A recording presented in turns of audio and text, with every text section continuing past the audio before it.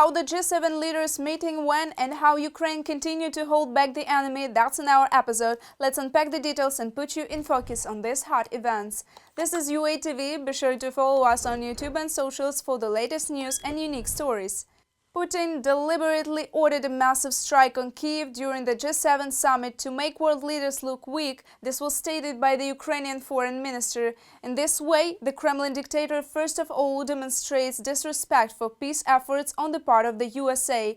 All this suggests the need to increase pressure on the aggressor, the Foreign Ministry of Ukraine stated, and called for tougher sanctions. We will tell more about how the G7 leaders meeting went in Canada in detail. "We are gathering at one of those turning points of history," said Canadian Prime Minister Mark Carney, opening the 51st G7 Leaders Summit. Experts believe Carney played a key role in shaping the summit's agenda. As the summit's chair, he prioritized the issue of achieving a just and lasting peace in Ukraine. With our international partners, we're launching a major new package of sanctions on individuals, on companies, on vessels, the Shadow Fleet, to exert maximum pressure on Russia.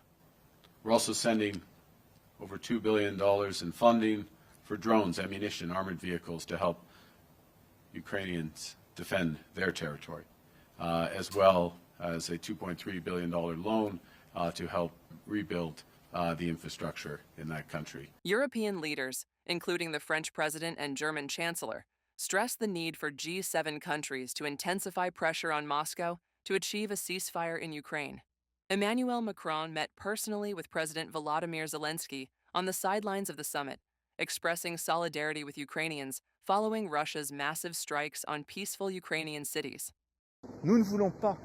Last night was absolutely horrific for Ukraine and the Ukrainian people. Kyiv came under direct attack, with dozens of civilians killed, demonstrating the utter cynicism of Putin, who exploits the international context to intensify attacks, once again targeting civilians. We will continue to support Ukraine militarily. There is consensus on this not only in the European Union, but also within the G7. We will keep using all available options, including imposing sanctions on Russia. The EU already has a comprehensive package of measures which we discussed today. We also explored various options for further sanctions with the American side. I returned to Germany with cautious optimism that decisions on additional sanctions against Russia will be made in America in the coming days. We all agreed we must do everything possible to end this war as soon as possible. In addition to meeting his French counterpart, President Volodymyr Zelensky held several behind-the-scenes talks at the summit, including with Japanese Prime Minister Shigeru Ishiba. They discussed cooperation in drone production, weapons needed by Ukraine's armed forces, and the threat posed by Russia's ties with Iran and North Korea. Earlier this month, Tokyo and Kyiv signed an agreement to allocate $3.3 billion from the interest on frozen Russian assets. Japan's total aid to Ukraine has now exceeded $12 billion. We need support from our allies. It's important for our soldiers to be strong at the battlefield, to stay strong out until Russia will be ready for the peace negotiations. We are ready for the peace negotiations, unconditional ceasefire. I think it's very important, but for this we need pressure. And of course I want to speak with Prime Minister today about sanctions, additional sanctions, and thanks for the real unwavering support from your side, from all the Canadians to our people. The planned meeting between Volodymyr Zelensky and Donald Trump did not take place. The U.S. president left the summit early, citing the escalation of the Israel-Iran conflict. Later, the White House leader convened a national security meeting and wrote on his blog that Iran must not possess nuclear weapons, calling for Tehran's complete evacuation. I've been negotiating. I told them to do the deal. They should have done the deal. The cities have been blown to pieces and lost a lot of people. They should have done the deal. Meanwhile, all G7 participants supported Donald Trump's peace efforts regarding Ukraine. This was discussed at the same table with President Volodymyr Zelensky and NATO Secretary General Mark Rutte.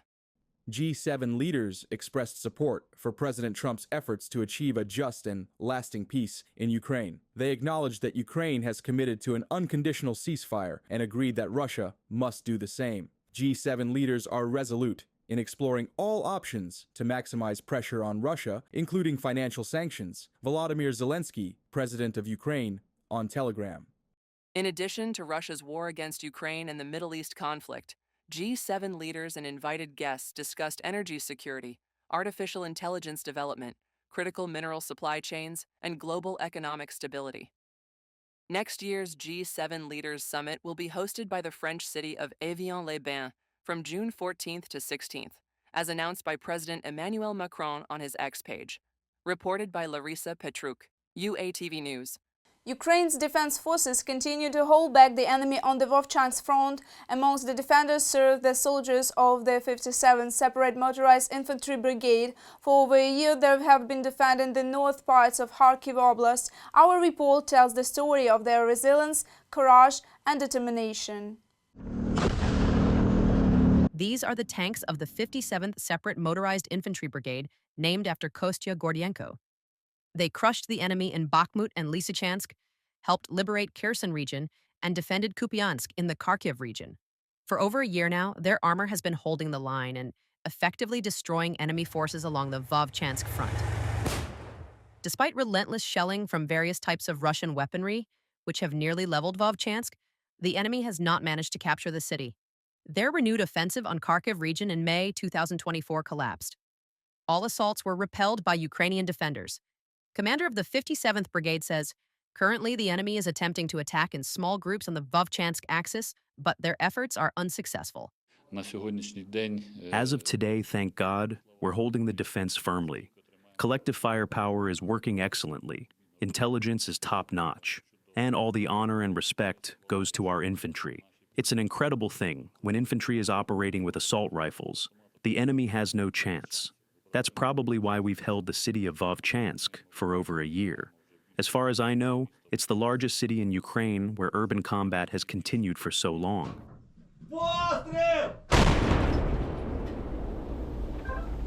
37-year-old Dennis has been the commander of a rifle battalion for just 2 days. He's from Apostolov, in Dnipropetrovsk region, and that's his call sign, Apostle. Before 2015, Denis was a beekeeper. Then he joined a volunteer battalion and rose through the ranks in the 57th Brigade, from infantryman to commander. In 2022, while defending Sievierodonetsk, he was severely wounded. He underwent 27 surgeries and a year of rehab, but still returned to the front.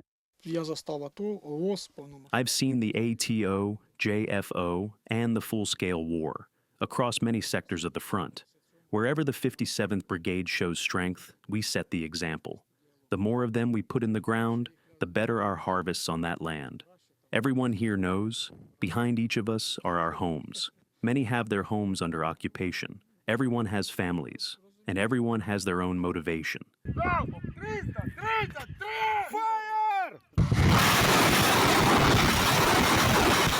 Senior lieutenant with the call sign Kvilia commands the reconnaissance company. During his service in the brigade, he and his team have carried out numerous missions behind enemy lines.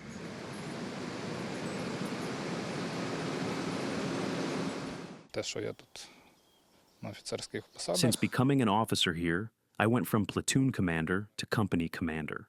In all that time, I've had only 2 MIA. Every operation, I led the group myself. I always went in first and came out last. Always. Over 11 years, 7 soldiers of the brigade have received the title Hero of Ukraine. Oleg Fedorov is one of them. He's been fighting since the beginning of the full-scale invasion. He took part in liberating Kherson region and defended Bakhmut and Chasiv Yar. As a BMP, infantry fighting vehicle commander, he repeatedly rescued fellow soldiers under fire.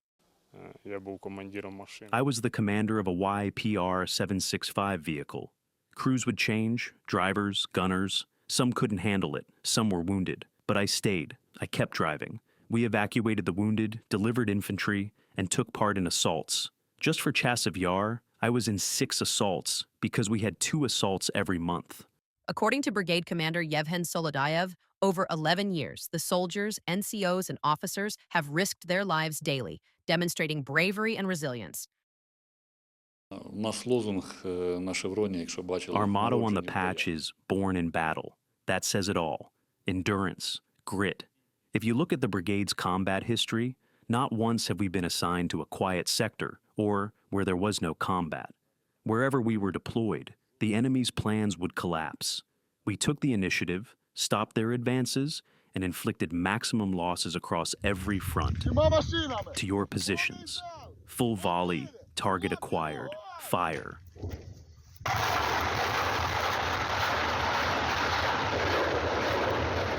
Reported by Natalia Bilokudria, Andriy Domove from Kharkiv region, UATV News. We'd love to hear your thoughts on all of this. Drop them in the comments. Stay in focus with UATV and stay safe.